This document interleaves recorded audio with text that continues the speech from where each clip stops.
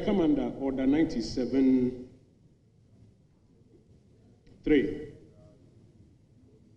And the orders of this House are that when a paper of this nature is laid, a short explanatory statement shall be made by the person presenting a paper when requested by the House or a member upon the presentation. What the chairman of the committee respectfully has done is to lay and ask that we approve. But the substance of it has not been made available to us. So I come under 97.3 requesting that that explanation be given. I thank you, Mr. Speaker.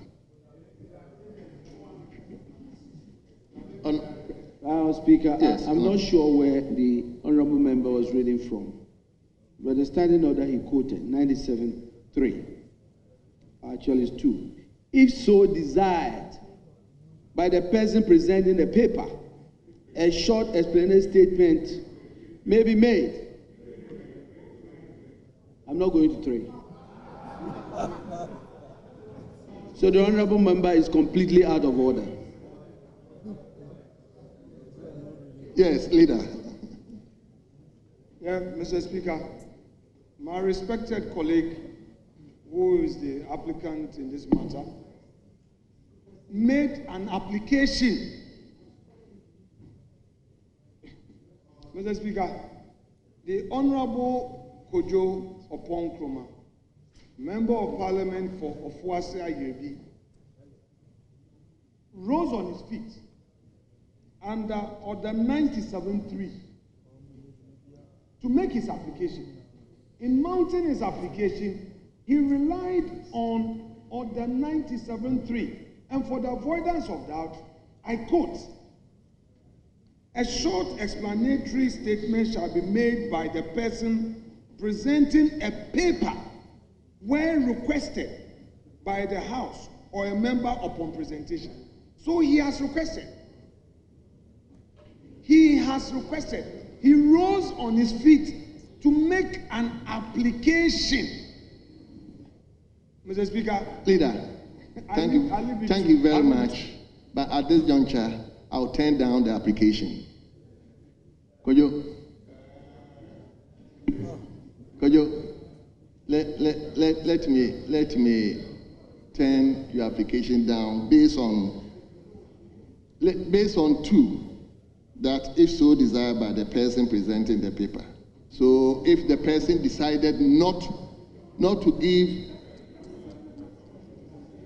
Honorable Kojo, Honorable Kojo. If you kindly indulge me, Mr. Speaker.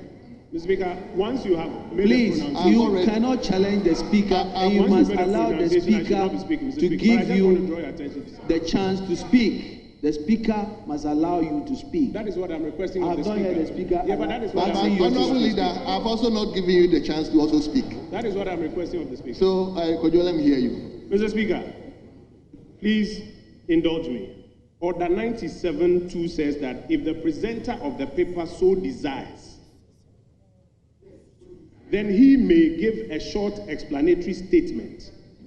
But 97.3 says that a member may request for that explanation. Okay. And where that request is made, Mr. Speaker, a short explanatory statement shall be made, not even made. Very well. So I come under 97.3 with my request, Mr. Speaker. Thank you. Very well.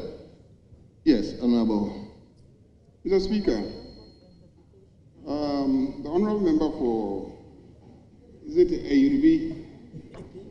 Ofuase Ayine. Ofuase Ayine is coming under Order 97.3. 2 and 3. 2 and 3. It didn't come 2 and 3. He said Order 97.3. 97.3. But Mr. Speaker, we have passed the stage of Order 97. Order 97 is talking about the presentation of a paper. What he has done is not to present a paper. What he has done is to move for the adoption of a report. Is to move for the adoption of a report. He is not presenting a paper. I presented a paper. So at the point when I presented a paper, you could have then asked me, instead of just to present the paper, to give some explanation as to what was contained in the paper. So we've gone past there. We've gone past there. This one is moving for the adoption of a report. So let him move for the adoption of his report.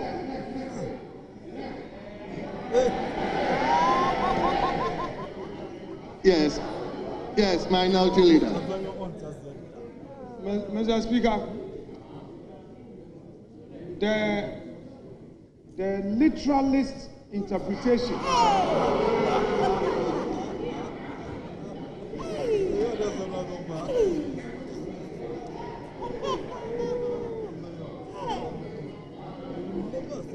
the literalist approach to interpretation, Mr. Speaker, is not what operates today. This is a House of Parliament. We must be purposeful in how we interpret our rules. We must be purposeful. But, Mr. Speaker, this is not a time to litigate on matters of this nature. Mr. Speaker, it's early days. What is important is to ensure that ministers of state are approved to take charge of our ministries. The ministries are not for civil servants to manage. It's for political leaders with a political mandate to manage. So, Mr. Speaker, this is a matter that would revisit laying of papers and presentation of reports. Mr. Speaker, are reports themselves, when you talk about reports, are they not the same items that are described as papers? The acting clerk may allow me to intervene for the applicant. The applicant would want to pick something. Mr. Speaker, the report, are they not the papers that have been laid? So the argument that the horses have bolted and there's an empty stable will not suffice. But, Mr. Speaker, we will not litigate this matter today. Honorable members, Right. Please. No, you haven't gotten. No. Honorable First Deputy Speaker, may you take your seat first. Right, Honorable Speaker. Honorable First Deputy Speaker, I'm not giving you the opportunity. Well. Honorable members, I believe the first-timers are monitoring. In the House, we deal with procedural. And what we are talking about is procedure for presenting papers. Exactly. So, Honorable Kojo Oponkroma, I think you agree with us to move on. I've already ruled. So the motion has been moved. I'm looking for someone to second the motion. Yes. Honorable Deputy Major, are you seconding the motion? No, if you are not seconding the motion, I'm not giving you the floor. I want someone who will second the motion. Yes, Honorable Afenyo, you may second the motion. Mr. Speaker.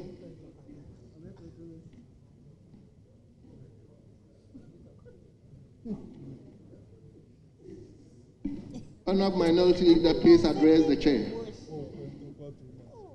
Mr. Speaker, I rise to second the motion moved by the chair of the committee. Mr. Speaker, indeed, the Right Honorable Speaker read to us this communication from His Excellency the President.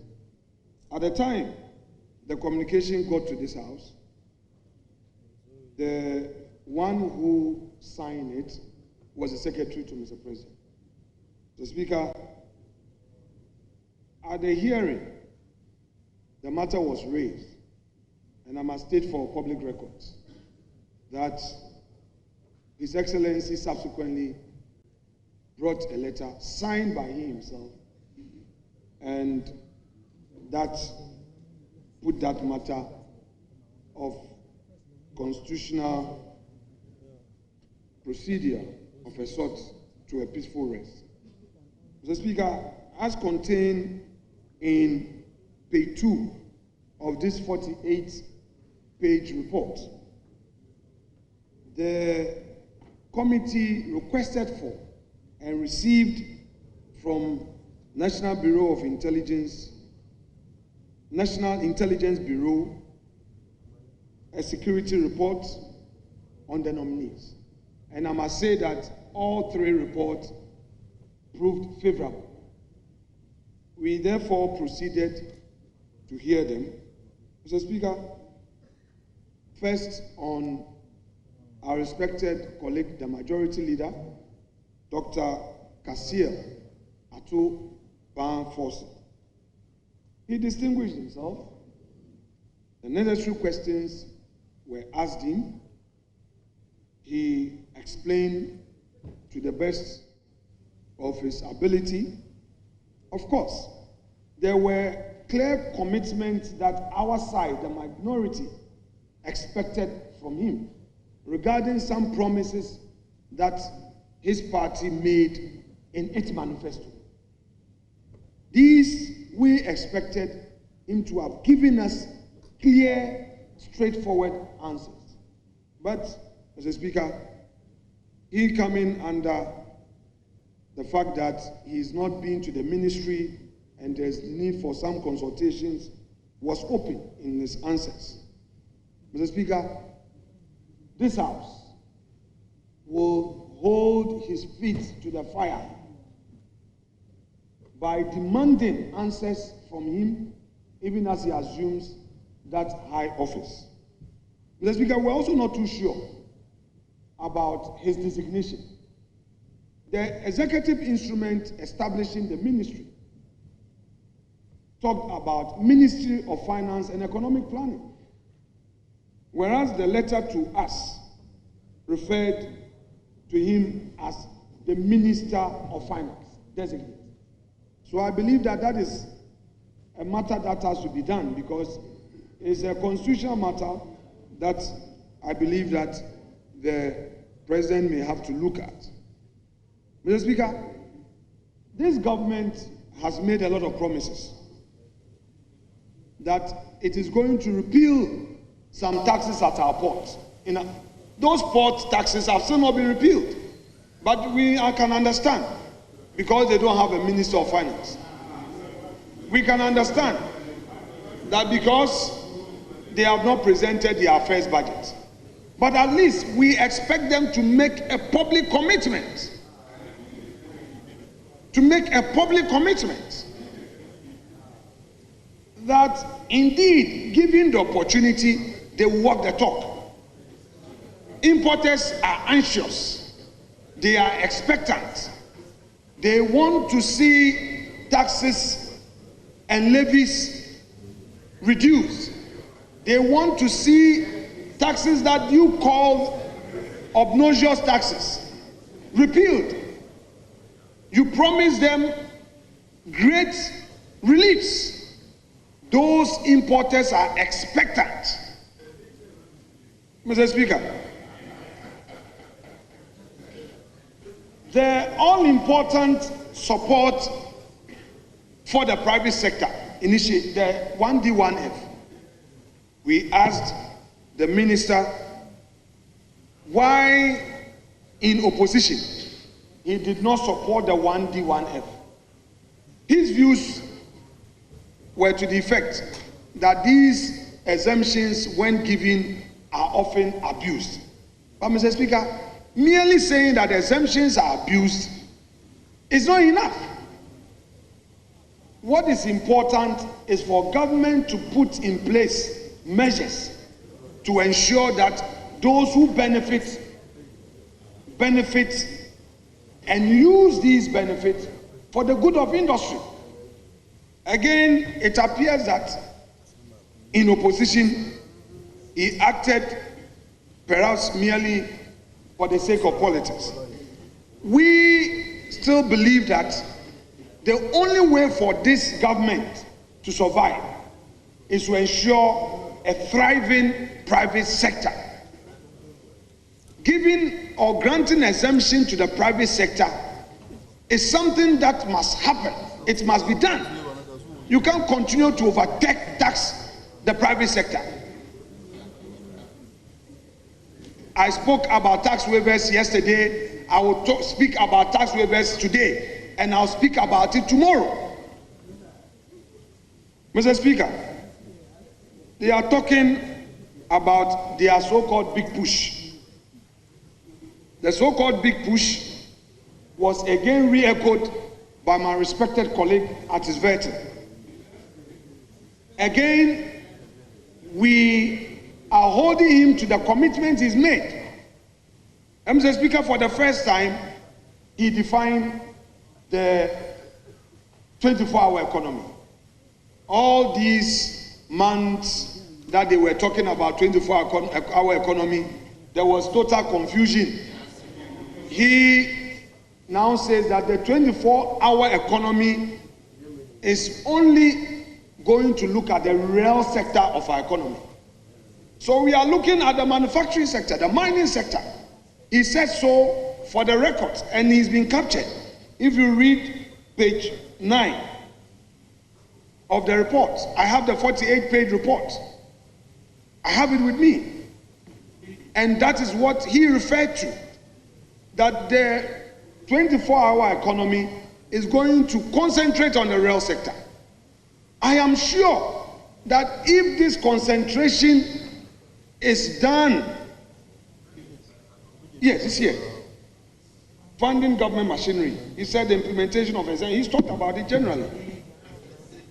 Mr. Speaker, if they really implement the 24-hour economy, we will not be seeing desperate youth on our streets. We will not be seeing desperate youth invading people's company premises. We will not be seeing violence. We will not be seeing unemployment at high levels. So, Mr. Speaker, we look forward to the resetting agenda that my respected colleague talked about. But, Mr. Speaker, he's a member of this House, a fourth termer. He's distinguished himself, a fifth termer, sorry, Honorable Amakofiwa, thank you. No, my senior. Yes, he's my senior, that's correct. Though we agreed to enter this chamber the same year, I was not fortunate.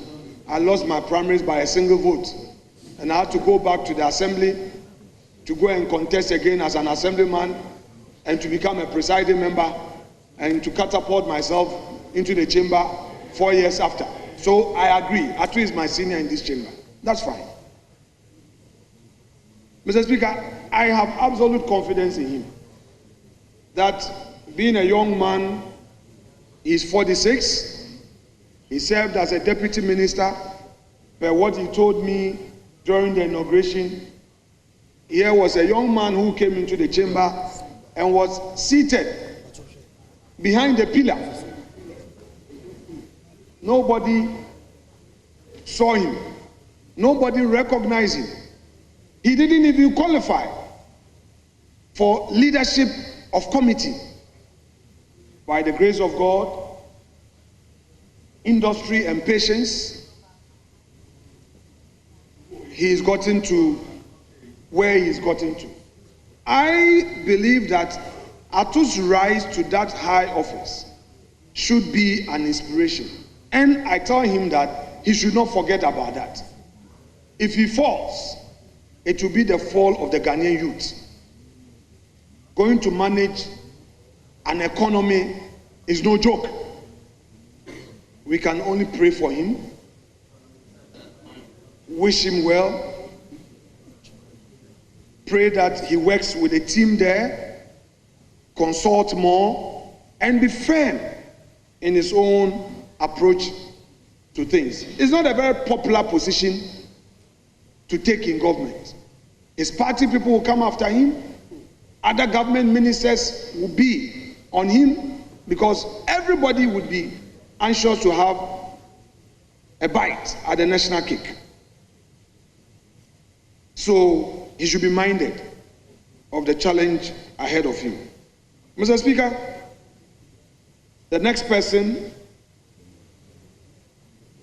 our own respected colleague, John Abdullahi Jinapor, who is going to the Energy Ministry.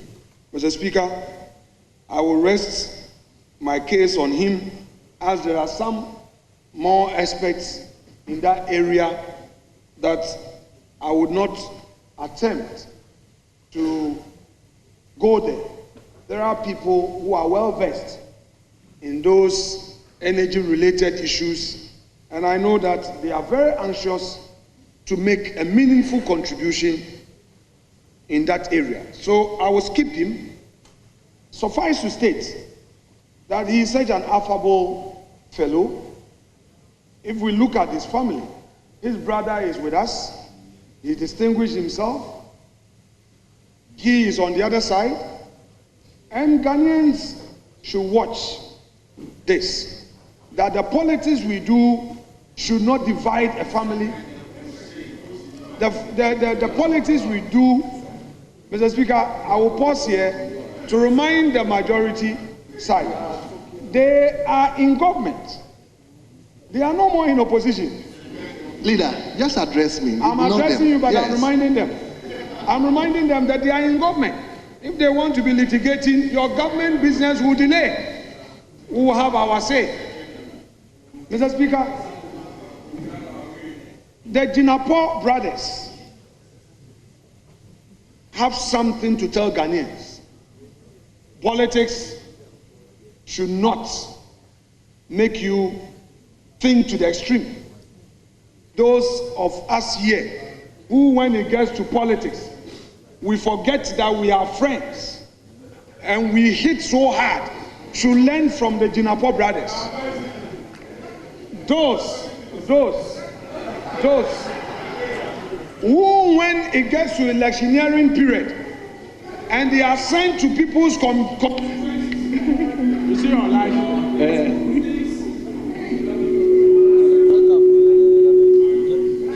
Unacceptable, and they proceed, and when they finish, they will come and pretend like they are brothers. Those who go to polling stations, collation centers to misconduct themselves, forgetting that we are in this together, learn from the Jinapor brothers. Those who lead tax to collation centers to insult, to threaten, yet they know they are members of parliament, should remember brothers represent the hope of this country. Learn from the Speaker. That said, I shall rest my submissions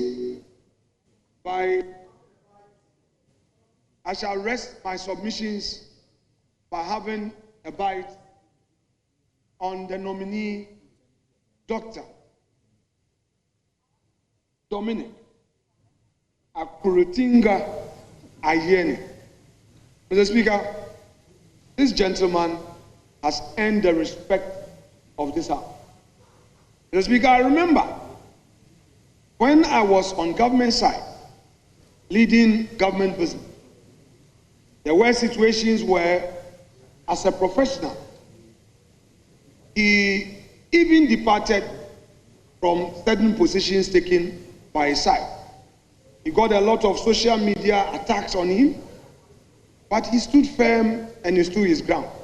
No wonder His Excellency, in looking for a formidable but moderate lawyer to mount that ministry, he found him worthy for that cause. He's made his name in the academia. In my early days of practice, there was one case I relied on to make my bail applications and to defend my client, the famous Tagore versus the Republic. Mr. Speaker, the Tagore case was a case that no lawyer wanted to venture. Tagore was jailed with others, and lawyers felt that It was a radioactive substance. This was a man who took the judgment of the High Court, read through it, and took up the appeal. I would encourage young lawyers and law students to go and read what Apau J, as he then was, said of Dr. Ayine, where my Lord Apesera said of Dr. Ayine. He distinguished the law and set us on a new era of criminal jurisprudence. And that has enriched the law in the area of criminal justice. All these go to his credit. Mr. Speaker, when I was practicing in the area of financial crime, there were a lot of times that we clashed at the Supreme Court, but the beauty of the relationship was that when we left court, he, as Deputy Attorney General, came to me to even encourage me that I should continue. And that is the beauty of the game. Mr. Speaker, I want to remind him that going into that important ministry, we on this side of the house are watching him closely and keenly. There would be extremists, hardliners, who will be looking for the people's justice. He should remind them that Ghana is a country of rule of law. He should remind those extremists that due process is the only means to achieve an end. He should not allow people to be pushing him here and there. Mr. Speaker, let Hansard testify to this point I want to make. Once upon a time, Nana Addo Dankwa Akufo-Addo, President of the Republic of Ghana, was confronted with a situation where, indeed, those supposed culprits or suspects had really not done any wrong, but some omissions resulted in they having done some wrong against the state. I'm referring to the double salary situation. Nana Addo Dankwa Akufo-Addo decided to pursue a path to bring down the temperature of the country. Many were those extremists in the MPP administration pushing the Akufo-Addo government to pursue the double salary and even jail them. I remember, as a member of his government, President Akufo-Addo said, to what would he gain if all these members of parliament are sent to court and are jailed? What will become of the politics of the country? This is my word of caution to my respected senior and the law professor. Pursue those who have committed a criminal wrong. No problem at all. But don't pursue political opponents. If somebody has wronged the state, has committed a crime, there's no problem. But do not allow anybody to push you to attack your political opponent. Mr. Speaker, 2013, 2014, I was on this side. Some of us, the lawyers, I remember myself and 3 other lawyers who were always doing our cases, were being chased. Today, file your tax. And they were having issues. They would send us to Yoko. I remember it took Dr. Ayine to tell those adventurers, to tell those extremists, that these are MPs who are lawyers, don't invade their offices. I remember. There are always extremists. There are always extremists who will be chasing you, the Attorney General. Go after your opponent. Let us make getting into government attractive and getting out of government also attractive. Yes. Don't let us create an impression that we get into office only to focus on so-called political opponents. I'm coming to Ora. Mr. Speaker, that so-called committee claiming to be going after loot must be cautioned that that committee is unconstitutional and illegal. And I pray that my respected colleague, Dr. Ayine, after taking office, will review the activities of this illegal, unconstitutional body, bring things to order, and allow the state institutions clothed with the mandate to investigate, to follow due process, investigate, and prosecute if necessary. The way this aura is going, it will not help the cause of our democracy. Today you are in government, tomorrow you will be in opposition. Do unto others as in all situations you wish them do unto you. If MPP side in government makes some mistakes, you know you don't have to continue that path.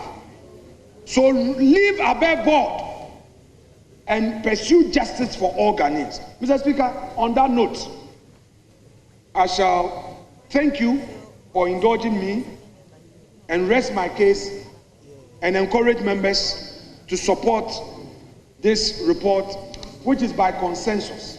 Thank you so much indeed.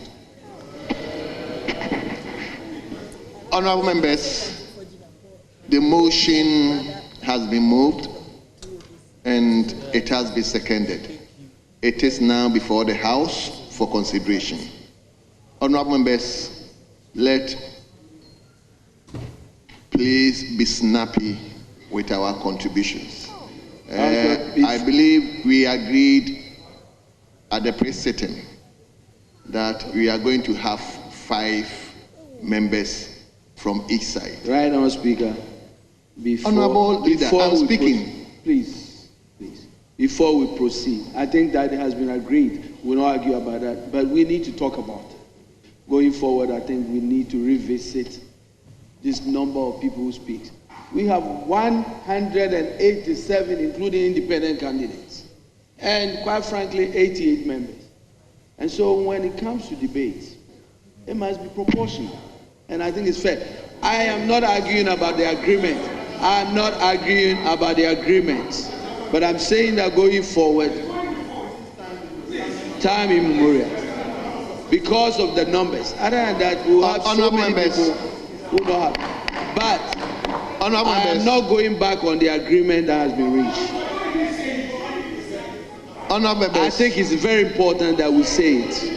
Honorable members, please, let's have an order.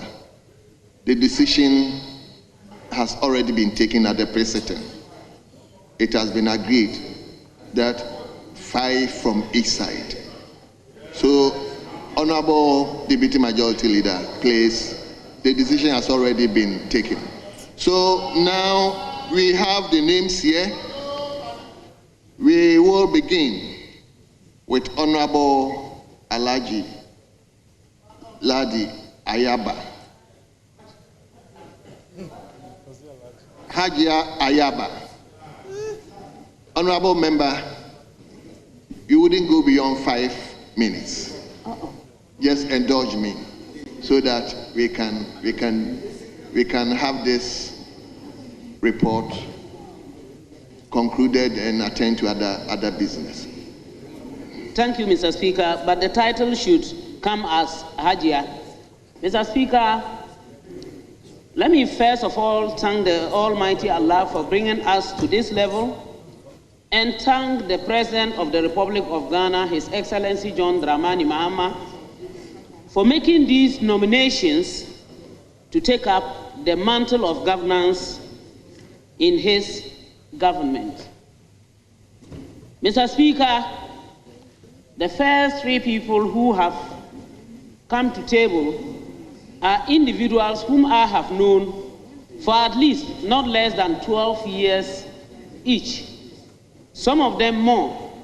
Mr. Speaker, Let me start with the person of Honorable Ato Forson. This is a person who has been so forceful in all his activities. He has never taken the issue of his personality to be something that he feels he may feel big or think that he is above others. His demeanor has been so encouraging. His knowledge of the subject matter is not questionable. He was the Deputy Minister of Finance, and he worked to the best of his knowledge. He did so well that we all saw the kinds of things that he did until the NDC then left government in 2016. I became so happy with Honorable Ato Forson and continued to watch him as we sat on your left side, Mr. Speaker, when he had this issue of being dragged to court. I had more confidence in him when one day I said, "Leader, this issue," he said, "Hajia, don't worry, it shall be well."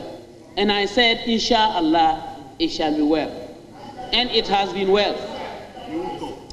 Mr. Speaker, this is the same man who has been nominated in the vetting committee. His responses left no stone unturned. He did so well. I just sat and watched him. And there was nothing I could say or think about than to wish him well. Because I know he has that good knowledge. And I know he will deliver. All we need is for us to work and work well and ensure that he delivers for the good of the people of Ghana. Mr. Speaker, from what I have said, you realize that his capability is not questionable. Scrapping of taxes. People have spoken and said time again, especially about the almighty e-levy. The e-levy doesn't only affect those that we think it's affecting, whereby maybe we those here do not care, but I can assure you that it affects us because there is time that your own constituents, in sending monies to their children or relatives, would complain to you about these taxes, which are, I will describe, a nuisance tax. It has been a big worry, and I'm so happy that he mentioned it and has reaffirmed the president's position that that tax will be scrapped. And I think that is a kudos to us of the NDC for thinking so well about the good of Ghanaians. Mr. Speaker, tax exemptions came to the table time and again. Many a times we had to go through the exemptions and ensure that we took out some of the items that were locally manufactured and yet were being brought and put amongst tax items that needed to be exempted. And that was very, very worrying. Most of the taxes we need to relook at and ensure that items, especially those that can be gotten locally, should never be part of any exemptions. Mr. Speaker, I will not be done on the issue of Honorable Ato Forson coming up to support and lead when it came to these exemptions, when we had taxes that needed to be exempted, when even those factories were already in existence. We ensured that it never happened. And I believe that he is going to continue in that dimension. Mr. Speaker, I wouldn't like to talk so much because I know you have already spoken about time and there are many others who are yet to come. Honorable Ato Forson, I wish you the best in your office, and I hope and pray that you are able to work and work as you have always been to the benefit of us all. not only NDC, not only MPP, to all Ghanaians and to the world at large. Mr. Speaker, Honorable John Abdullahi Jinapor, who has been presented as the Minister-designate for the Ministry of Energy, is one anybody at all would like to interact with. He is so highly sociable, very lively, outgoing, a person who is always ready to share knowledge, always ready to listen. And he is so good in his area of study, such that when he gets up, when we were in opposition to talk about the energy sector, you had nothing else to do than to listen and listen carefully to him and learn from him. Mr. Speaker, during the vetting, you could hear the truth and nothing but the truth that he had to say. He knows it for himself that it is a sector that he shouldn't play with, and which he did. Mr. Speaker, immediately after the vetting, he had to come out to talk about the issue of some energy deficits and how there was the possibility of us having lights out, which we don't want to hear about. And when he was questioned, he said it and said it as it is. He wasn't saying it because maybe he was interested in just talking for himself or giving himself that accolade. No, he said it as it is. And he said and promised. Honorable, hold on. Yes, Honorable Mr. Speaker. Yes. We have a report, a 48-page report. Yes. On 3 ministerial nominees. Yes. We have 25 members to contribute to the report. Yeah. The appointments committee has to go back and vet 2 other nominees. So I beg of you to please regulate the time so that members will have the opportunity to make their contribution to the motion. That's my pleasure. Well noted. Honorable Ladi. Yes, Chairman of the committee. Mr. Speaker, let me also state that at the pre-sitting, it was agreed that a member should not speak more than 5 minutes. That was the limitation placed at a pre-sitting. So, Mr. Speaker, I think we need to go strictly by it very well. So that we can go and continue our So, Honorable Ladi, I think I precautioned you and other members who will be speaking that 5 minutes will be allotted to each member. So please. Thank you, Mr. Speaker. It's unfortunate. I thought it was a point of order on what I was saying. I didn't know it was the issue of time. But I would let it go. With him, I can't talk much, or he will begin calling my name locally. Thank you, Mr. Speaker. So, Honorable Abdullahi Jinapor, John, congratulations. I wish you all the best, and I hope that we continue to have the lights on. Mr. Speaker, my own brother, Honorable Dominic, has been one of the persons that I have always liked to talk to, and I go personally to discuss issues with him because of his demeanor. He is so diplomatic. He is such that he will go on to let you understand why he goes a particular tangent. Honorable, and please wind up for me. I wish him all the best. He knows what I am saying, and I know once he's been a deputy minister before, he's going to work better as a minister. My big brother, congratulations, and I wish you all the best, and take care of yourself. Thank you. Thank you very much. Honorable members, let's remind ourselves the time, 5 minutes, please. It's not that we are cutting anybody short, but apart from this, we have other business that we will confront ourselves with. So please, let's respect the time. At times it's not palatable to say, honorable member, your time is up, so please wind up or stop. But if I have to do that, I will do that, please. Yes. Honorable member for Asante Achem Central. Thank you, Mr. Speaker.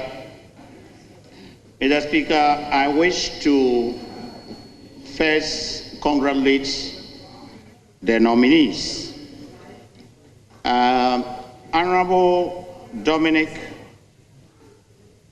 Ayine is my classmate for 5 years at the Faculty of Law and the Law School.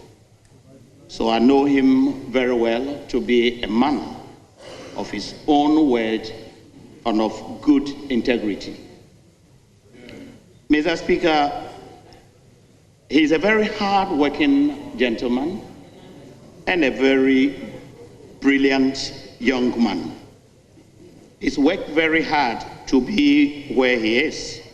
When we came into politics, I thought he was not interested, but later he joined us, and he has been a good politician, having served at the ministry as a deputy minister before Ghanaians decided that he should go and rest. Mr. Speaker, I have worked with Honorable Jinapor, whom we call JJ, on Finance Committee, and I've always admired him as a young man for his background and the knowledge that he has in steering the affairs of the committee. Though sometimes mischievous, but we play with those things. And then finally, I would want to also congratulate especially Honorable Ato Forson. He's a fine gentleman. He has taught us a lot of things at the Finance Committee, and he has always lived by his word. Mr. Speaker, I have no doubt that these three gentlemen that the President had selected, I have so much confidence in them. I can only say and advise that they should not disappoint us. They should live up to the confidence that we have in them in order that Ghanaians would benefit from the nominations that the President had made. With this, Mr. Speaker, I would want to again wish them all the best if they are given the nod in their new career. Thank you. Thank you very much. I believe we can all take cue with the time. Very snappy, and he was able to touch all the three. Indeed, he was a teacher. So it is now the turn for a member for Cape Coast South. Honorable members have been given a list, so I'm just going by the list. How will you know? Yes, Honorable Rickett. Yeah. Thank you very much, Mr. Speaker, for the opportunity to contribute to the motion, item 10.3 on the other paper. Mr. Speaker, in doing so, I would like to first of all congratulate the three gentlemen, Honorable Dr. Ato Forson, who is a minister designate for the Ministry of Finance, Honorable John Jinapor, who is going to the Ministry of Energy, and Dr. Honorable Dominic Ayine, who is the minister designate for the Attorney General and the Ministry of Justice. Mr. Speaker, I think at the veteran, Honorable Ato Forson distinguished himself very well. He said all that he needed to say as a minister who is yet about to go to the ministry. And he did promise to deliver the promises that His Excellency the President had made in terms of tax that we we hope to repeal. Mr. Speaker, Honorable Ato Forson was at the Ministry of Finance as a deputy minister with myself over 8 years ago. He's been a ranking member of the Finance Committee for, I think, 6 or 7 years.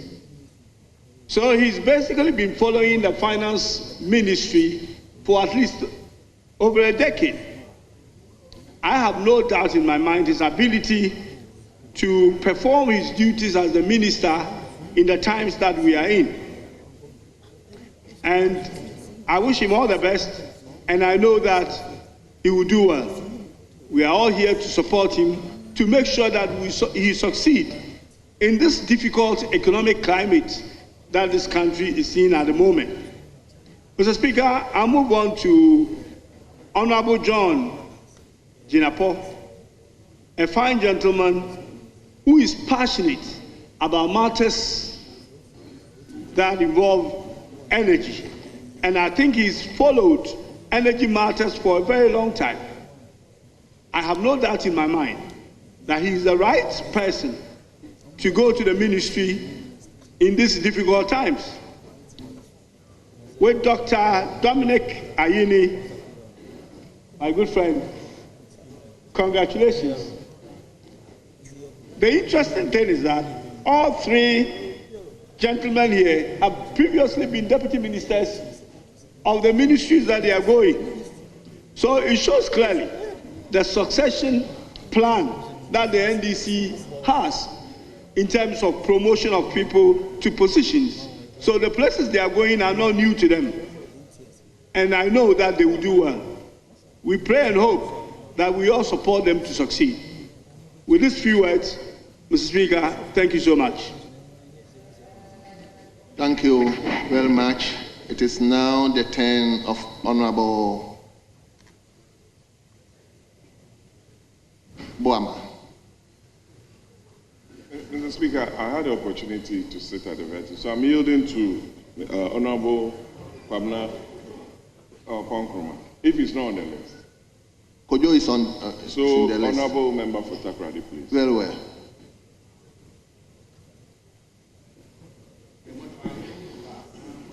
Yes.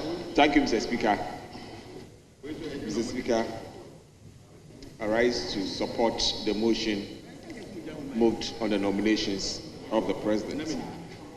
Mr. Speaker, I believe that the first person we are interested in is Honorable Ato Forson, who is also a schoolmate, even though he was my junior. He's been a very good friend whilst we both came to Parliament, and I believe that the nomination is in the right direction. More so, when he has been a member of the Finance Committee for a very long time and been a part of the NDC campaign. Mr. Speaker, if you take a lot of the pronouncements and the campaign promises made by the NDC, naturally finance was a major part of it.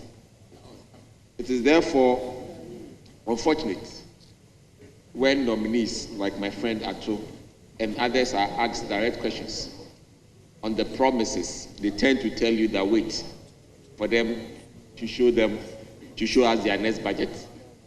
They tell us, wait, let's go to the ministry before we get the full view of the data. So the question I ask myself is that not downgrading our politics? That kind of attitude, is that not downgrading our politics? I believe that it's time that we politicians start making promises that we are sure about the data and how effectively we are going to implement it for the benefit of Ghanaians. Mr. Speaker, another area Honorable Ato Forson had made some suggestions which I believe are good and we need to encourage is the use of the taxes or some part of the taxes paid by the informal sector being used as pensions for themselves. I believe that is one area he has mentioned, and I implore him that as he gets the nod, we make sure that the implementation of these ideas are effected immediately, so that we can formalize the informal sector. Mr. Speaker, the other area you had also mentioned had to do with the issue of value for money, the issues of investor confidence, issues of employment and entrepreneurship in particular. Mr. Speaker, on the issue of value for money, I believe that is one area we need to quickly look at in a very big way, especially the processes at the Ministry of Finance. In situations where loans are approved in Parliament, and sometimes it takes over 1 year before projects are implemented, goes a long way to affect the real value we deliver or get out of these projects. Mr. Speaker, we've had challenges in this country where we continue to do roads projects that are too expensive, and the value we get out of it over a period of time diminishes, are some of the issues I believe that they should also be looking at. On entrepreneurship, Mr. Speaker, one of the biggest challenges we have in this country is the concept of all young people believing and thinking that after school, government will employ them. Mr. Speaker, that is one major difficulty that we've had as politicians. And I believe that investment in the area of private sector, small businesses, medium-scale businesses that Ghanaians can manage for the long term should be one area that government should be investing a lot of public funds, starting from now, to make sure that we can expand that area, use that to generate employment, and also use that to generate taxes for the country. On the issue of the nominee for Attorney General, Mr. Speaker, I've worked with Dr. Ayine on the subsidiary committee for the last 4 years. And he has shown to be a moderate. He has shown to believe in consensus. And he has always stood his grounds and admitted his mistake. And I believe that is one person that, quite frankly, we are all happy he's gotten this nomination. I believe that the House would also support and make sure that he becomes the next Attorney General to be able to do the work for Ghana. Last but not least, I'll talk about John Jinapor, JJ. I had worked with him on the transition at Energy Ministry, and I believe that since he has a lot of information and he has worked in that sector, all we are praying is that Dumso do not come back. All we are praying is that the fuel will flow as that happened in the last 7 years. Thank you. And with these few words, Mr. Speaker, thank you very much. I support this nomination to go to SAICAS that way. Thank you very much. Thank you very much. Let's now turn to Honorable Xavier Sosu. Thank you very much, Right Honorable Speaker, for giving me this opportunity to contribute to the motion ably moved for the approval of the 3 nominees of His Excellency John Dramani Mahama. Mr. Speaker, Dr. Ato Forson has shown extreme leadership in this House and shown in-depth knowledge in finance and national economy, which I believe makes his nomination one of the finest and one of the best. Mr. Speaker, it is often said that true leadership is revealed by adversity. Mr. Speaker, it would bear testimony to the fact that Dr. Ato Forson was one of the people who was politically targeted. And throughout last year, 2 years ago, he had to endure all manner of attack on his personality. He had to endure going to court while serving as a very, very firm voice of the opposition on the Finance Committee. And Mr. Speaker, Honorable Member for Medina, hold on. Very well, Mr. Speaker. Yes. Mr. Speaker, I must sound a caution. My friend said that Honorable Ato Forson was politically targeted. And I think this is not fair, and this is below the belt, to say that he was politically targeted. I think this must be expunged from the records. And because if he's asked to justify why he was politically or the circumstances of political target, I'm not sure the honorable member will be able to justify this. I'm grateful. Thank you so much. Honorable Xavier, once you are also an officer of the court, I think you do us the honors and withdraw that. Mr. Speaker, I respectfully withdraw that statement. Thank you very much. Restate that, Mr. Speaker.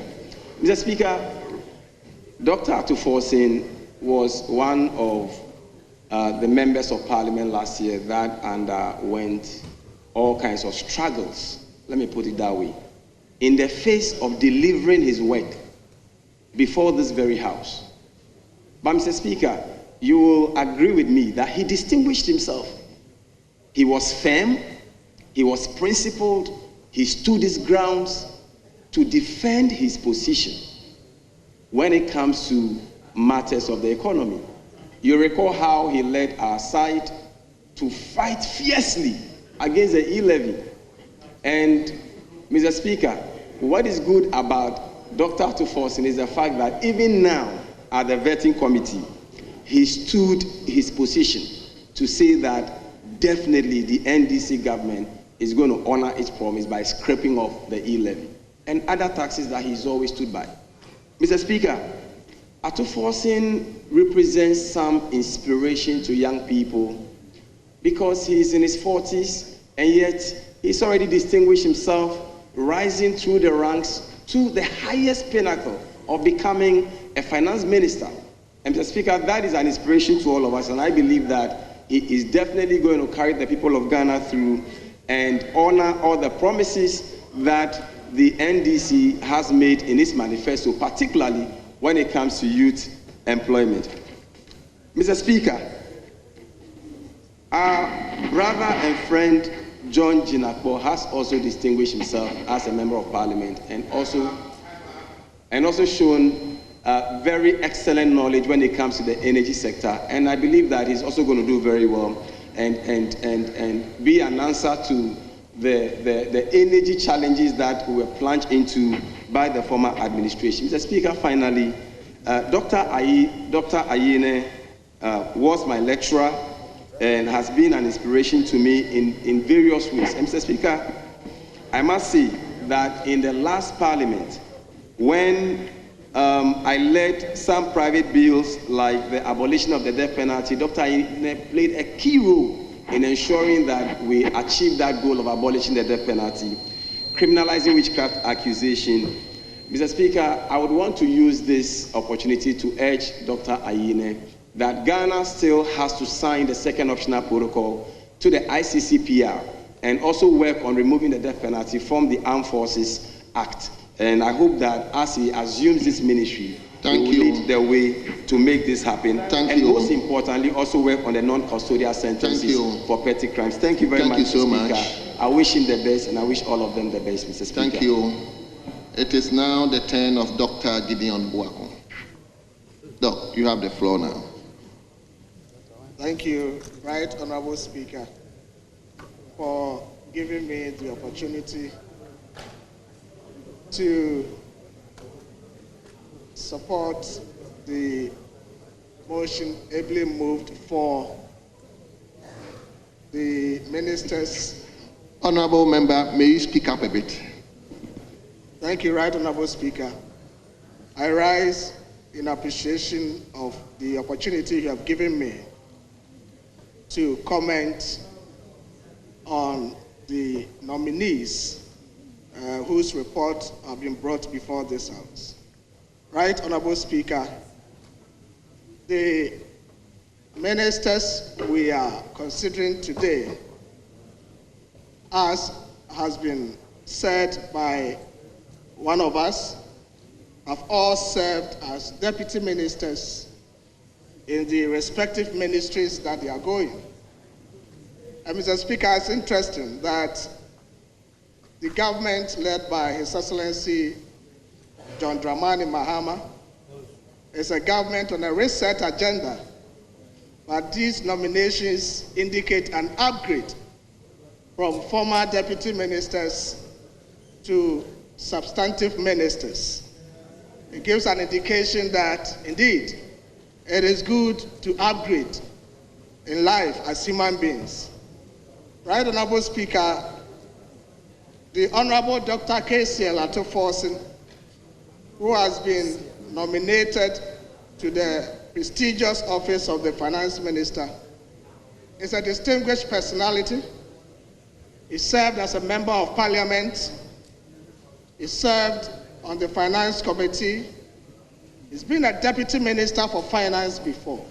So truly, his competence and experience in the ministry he's going to is not questionable. The Honorable Minister-designate came to the KNUST at the time I was a lecturer there at the business school for one of his programs. But Mr. Speaker, whilst we approve the Minister for Finance, it is important for me to note that he is going into that office to perform three main functions as any finance manager will perform. He's going to take investment decisions for the country, financing decisions for the country, and budgeting decisions. Mr. Speaker, it is important as a country, having one of us going to such ministries, to remind ourselves that we need to enter into contracts that the Ghanaian people will have value for money. Recently, His Excellency the President met the President of the African Development Bank and put before them initiatives and projects that the government wants to embark upon. Mr. Speaker, we have been on this curve before, and Ghana in the past have procured some loans for infrastructure projects, and most of these loans have come at exorbitant prices to the Ghanaian people. Mr. Speaker, if you indulge me, I should like to remind the minister going for the finance minister that in the year 2015, the government of Ghana, through the African Development Bank, took a loan for the Terminal 3 project. That loan came with an interest of 8.5%, so high for the Ghanaian people. It took the government of President Nana Addo Dankwa Akufo-Addo to renegotiate that interest down to 5%. Also, the initial loan agreement for the Temako-Sombo standard gauge railway project that was contracted by the NDC government that the Honorable Ato Forson was the deputy minister, came with an interest of 6-month LIBOR plus 1.75%. Mr. Speaker, this was so high, and it took the government of the NPP to renegotiate this down to 6-month LIBOR plus 1.5%. Then again, Mr. Speaker, Honorable, if you look at the Pokuasi interchange. Honorable Member, I believe you'll get time for you to debate some of these issues. Thank you, Mr. Speaker. Just begin to wind up for me. Thank you, Mr. Speaker. Mr. Speaker, the point I am making is that as the minister heads to the ministry to take financing decisions for the country, we must ensure that if we are going for loans, we go for cheaper loans. If we are procuring financing, we must ensure that the financing we are procuring are not coming at exorbitant prices to the Ghanaian people. Mr. Speaker, in winding up, I want to comment briefly on the Honorable Minister for Energy, John Jinapor. Permit me, Mr. Speaker. I give you 1 minute, please. Thank you, Mr. Speaker. Mr. Speaker, something that is of utmost interest to the Ghanaian people today is electricity tariffs. I wish to remind the minister that Ghanaian people will be very appreciative if he's able to work to reduce prices or the tariffs of electricity. And Mr. Speaker, just to support what I'm saying with this data, Ghanaians have gone through a lot. In 2009, Honorable there member. was no increase in electricity tariffs. Honorable member. Mr. Speaker, in 2010, Ghanaians paid 10%. In 2011, 8.9%. In 2012, 7.4%. In 2013, 58%. In 2014, 28%. Thank you. Mr. Speaker, in the heat of doomsday, we were paying 90%. Honorable member, thank you so much. You get the opportunity. If you just oppose this. Honorable member. Thank you, Mr. Speaker. Honorable member, you get the opportunity one day. Thank you, Mr. Speaker. So that you can give up your. Thank you very much. Honorable members, please. Right, Honorable Speaker. Honorable leader, is a first timer. I want to advise. I just want to advise my colleague. I understand that this is a very exciting time for you, and that's why we're indulging you. But please, when the speaker asks you to wind up, please do so. It's very, very important. We work towards the speaker, and so when he tells you to wind up, please do so. Thank you very much. It is now the turn of Honorable Ampimnyako Asujaman. Please. Thank you. Work around 5 minutes for me. Mr. Speaker, I'll try to do less than 5 minutes. No. I'm grateful, Mr. Speaker. Mr. Speaker, the announcement of the nomination of these 3 honorable members, Honorable Dr. Ato Forson, Honorable John Jinapor, and Honorable Ayine, was greeted by Ghanaians with a lot of excitement and approval. And in fact, it tells all of us that President Mahama has started getting things right. Mr. Speaker, Mr. Speaker, there is one thing that is common about all these nominees, and it is the fact that they are all being nominated to ministries that they previously worked as deputy ministers. In fact, Dr. Ato Forson was Deputy Minister for Finance, John Jinapor was Deputy Minister for Energy, and Dr. Ayine was Deputy Attorney General. And this tells us something, that if you are given an opportunity and you work hard, one day you will be recognized. Oh, Mr. Speaker, Honorable Opol is harassing me. One day, you will be recognized and you will be elevated to higher heights.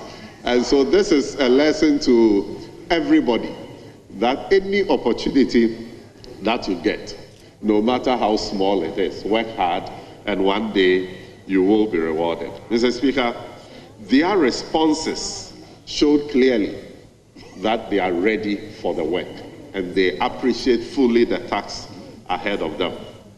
In fact, Dr. Ato Forson stated clearly that he is going to walk the talk. President Mahama intends to walk the talk and to deliver on all the promises that he made to Ghanaians. I was so excited hearing him give assurance to the committee, through the committee to all Ghanaians, that in the next budget, Ghanaians will see the repeal of those taxes that we spoke against when we were in opposition. That e-levy will be abolished, that betting tax will be abolished, and others.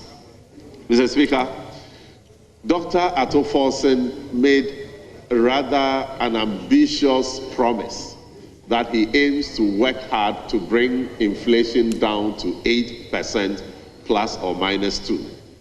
Knowing that inflation had risen to over 50% under the previous administration, it is quite refreshing to note that that is one of his targets, that he will bring down inflation to a single digit. We know that inflation came down to around 20-something%. But if that is one of the targets of Dr. Ato Forson at the ministry, then it is very encouraging, and I believe all of us will work hard to support for the realization of this. Mr. Speaker, he explained the 24-hour economy, and contrary to what the leader said, that he said he's going to be only about the real sector, that was not his response. He said we will focus on the real sector. In fact, we, the NDC, have stated clearly that selected public institutions with large customers like DVLA, like the Harbour, like Passport Office, will all be under the 24-hour economy, and it will help create a lot of jobs for us. Mr. Speaker, Dr. Ayine has demonstrated to the admiration of all of us in this House that he knows the subject, he knows law, and that when he worked at the Attorney General's office, he really learned, and he's going to bring that to bear in the execution of his duty. I admire Dr. Ayine for one thing, that he is a very principled man. In fact, he took certain positions that were unpopular to those of us in his party, but he stood by them and said that with my background and everything, this is what I believe should be done.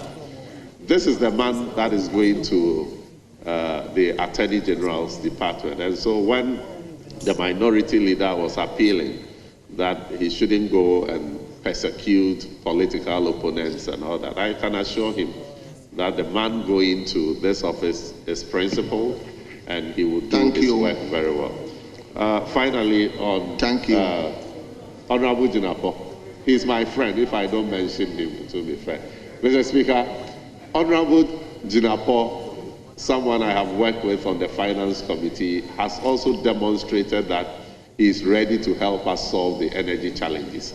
He said something about power purchasing agreements, and I was so happy with that response, because an erroneous impression has always been created that it was wrong for us to have take-or-pay clauses in power purchasing agreements. But he demonstrated that even succeeding governments after him signed about 6 agreements that also included take-or-pay clauses. Thank you very much. So I encourage all of us to approve these nominees. Thank you, Mr. Speaker. Thank you very much.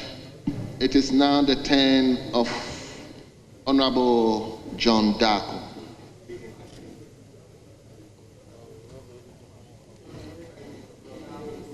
Mr. Speaker, I thank you for the opportunity given to me to support the motion for the approval of the 3 nominees in the persons of Dr.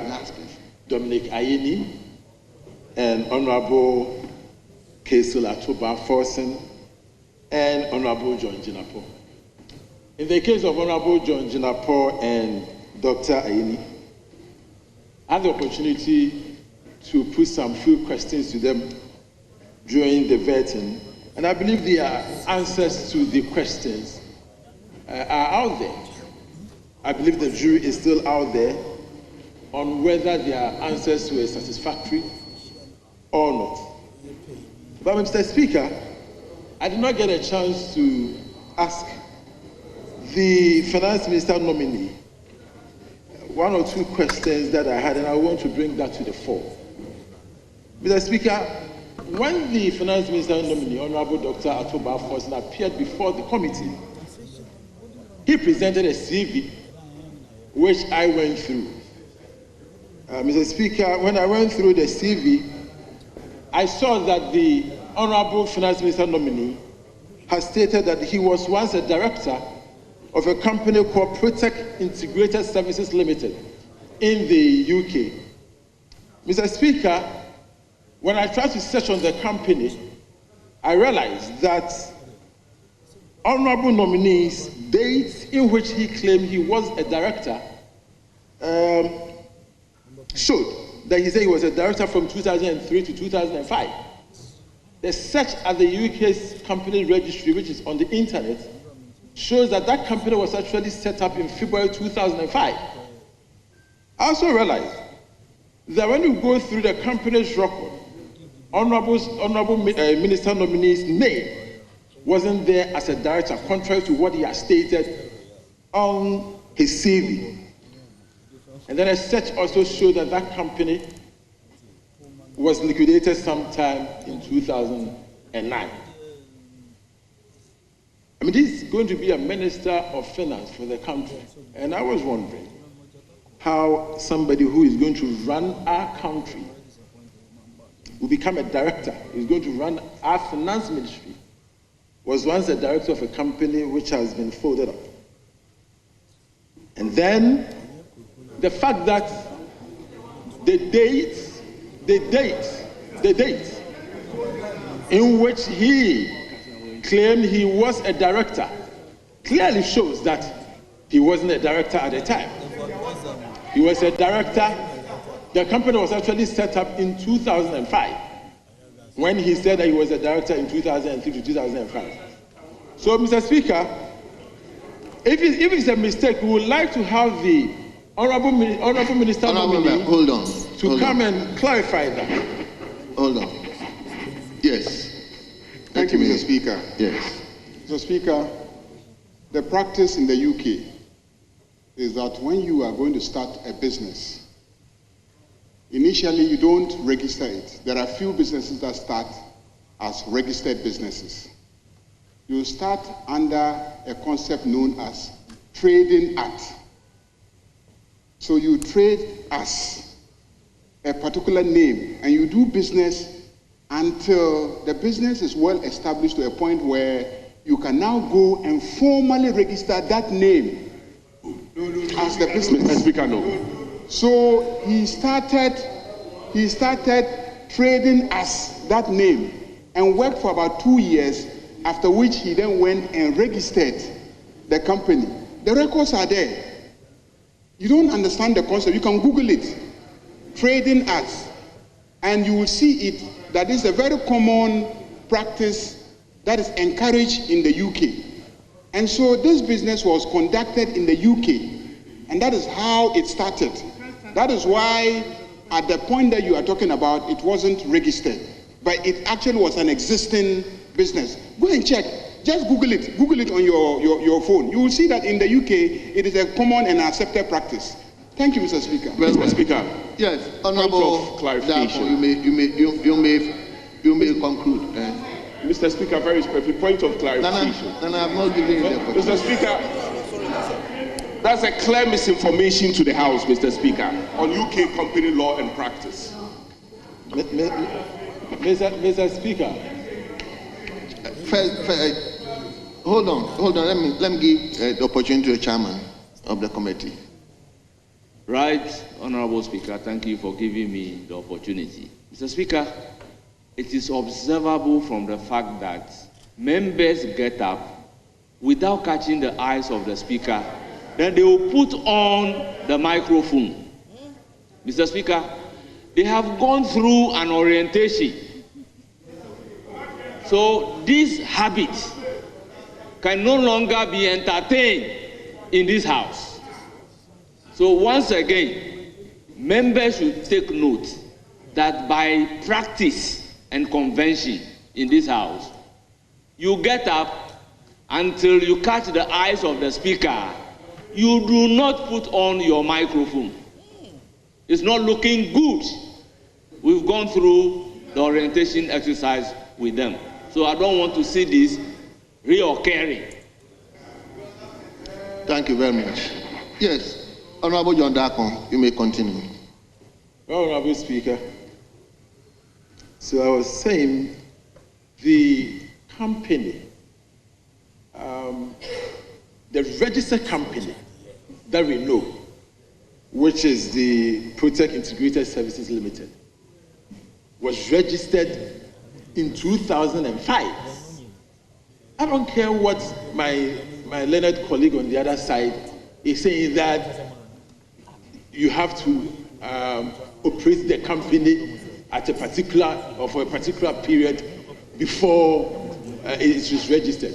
I think that it is inaccurate. What we are dealing with is a registered company, and that is what it has provided to this house and the people of Ghana, that he was a director of that company, Protect Integrated Services Limited, from 2003 to 2005. If it's a mistake, he should come to this house to come and correct it. This is a house of record. He is going to be the Minister for Finance, and it is important that some of these things are corrected. Mr. Speaker, on that I yield. Thank you. Thank you, Honourable Member. You take the last from the majority side, from Honourable Yusuf Suleimana.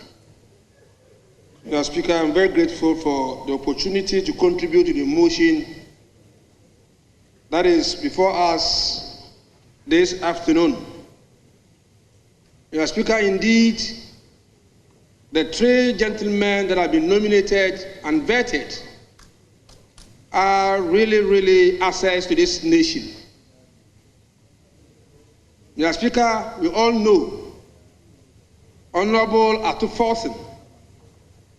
We are aware of his humility, somebody who is very focused, very diligent, and very knowledgeable. And this was demonstrated when he was vetted.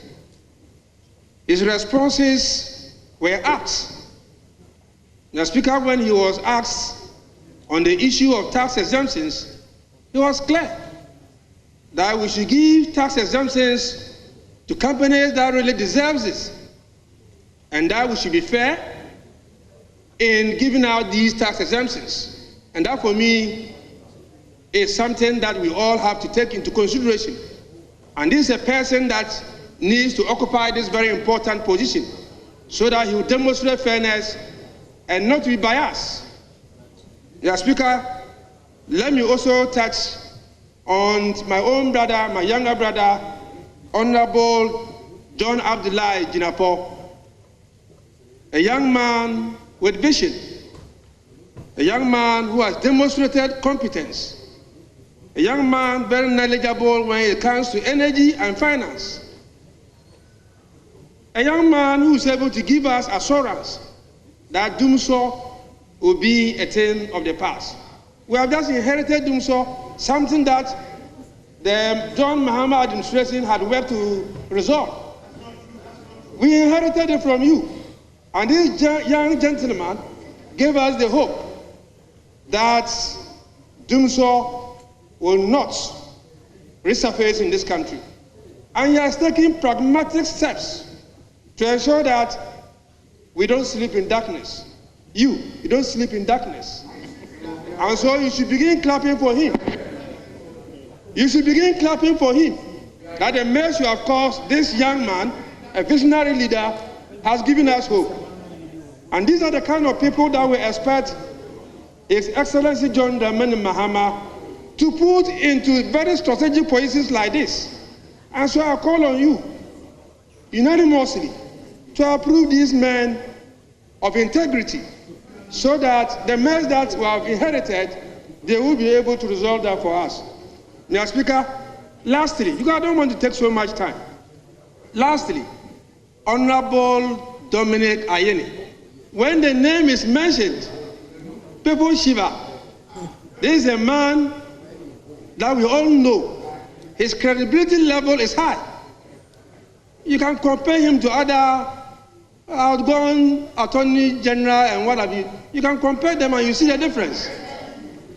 Mr. Speaker, Honorable Dominic Ayine, a lecturer, an experienced lawyer, but some of us seated here are even his students.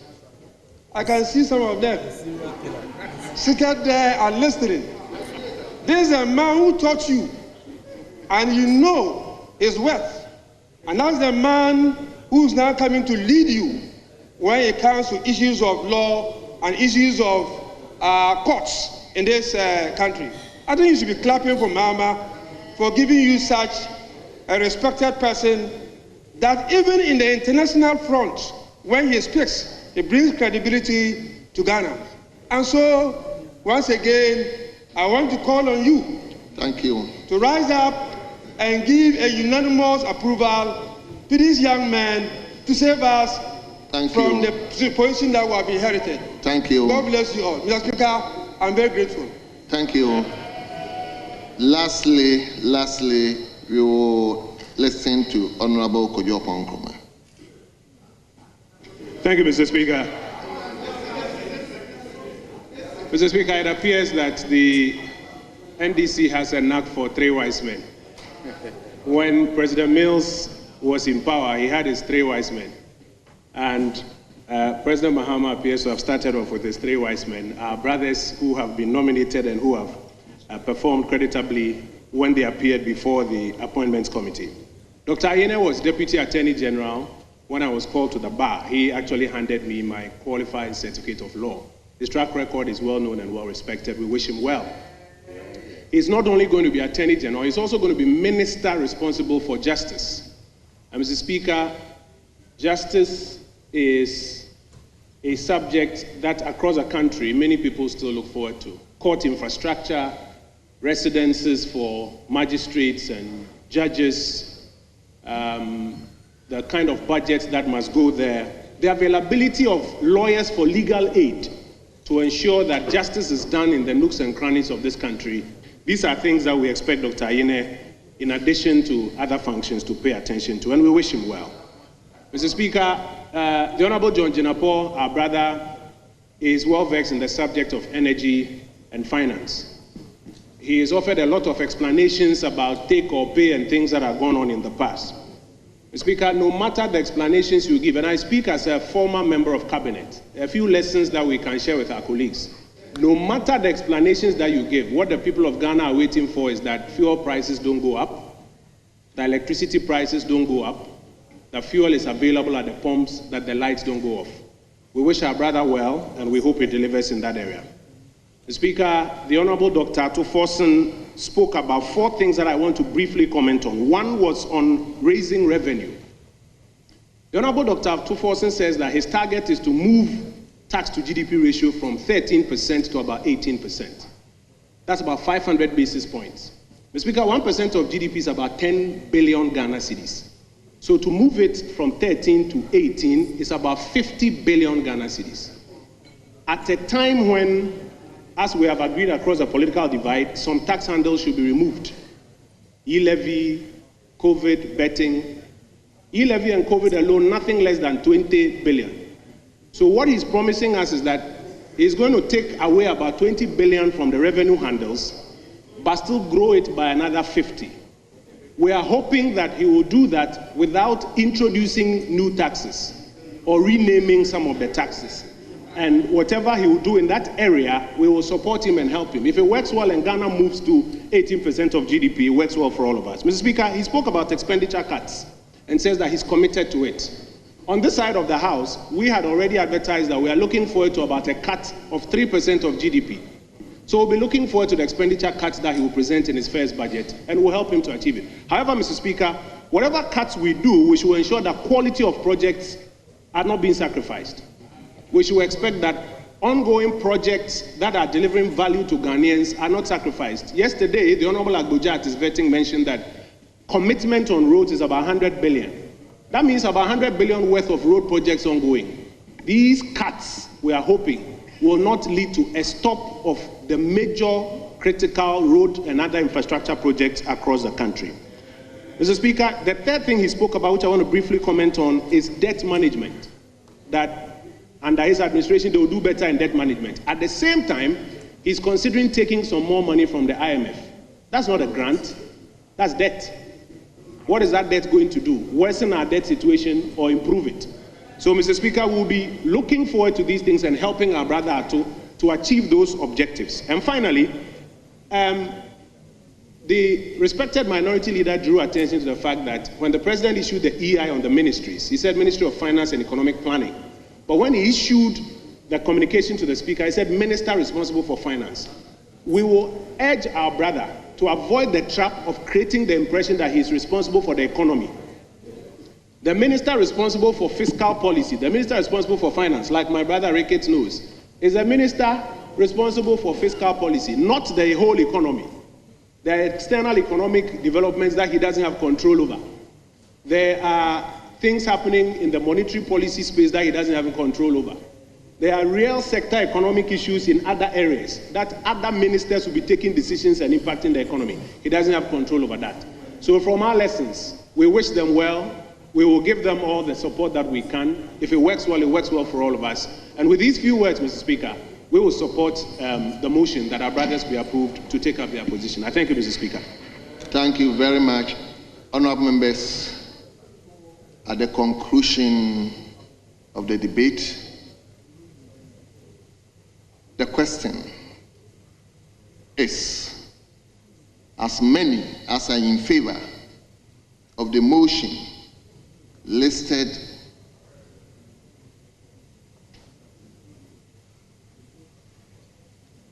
(13)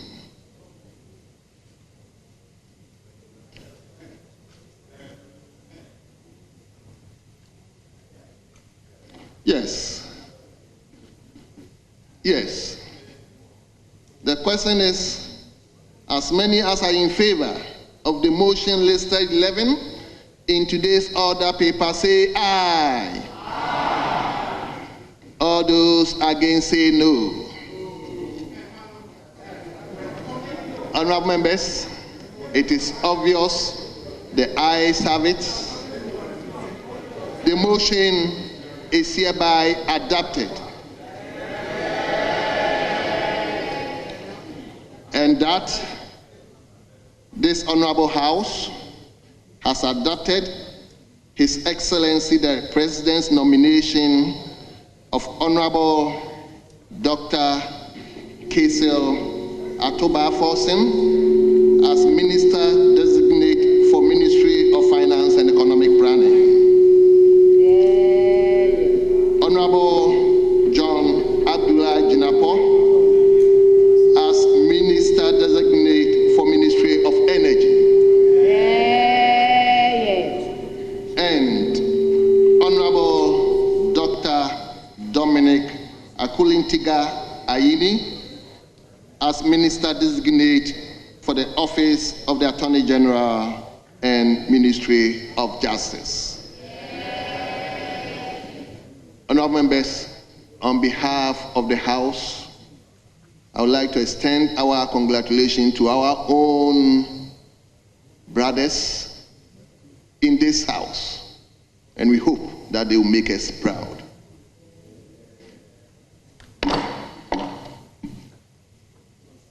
Yes. Honorable First Deputy Speaker. Mr. Speaker, thank you for the opportunity. As the mover of the motion, I want to use the opportunity to thank the Appointment Committee and the entire House for adopting the report of the unanimous decision of the committee by consensus. Right Honorable Speaker, on behalf of the nominee, I sincerely thank the entire House. Thank you for the opportunity. Thank you very much. Leadership? Leadership? Yes. Honorable Speaker, we intend to go and continue the vetting of the President nominees.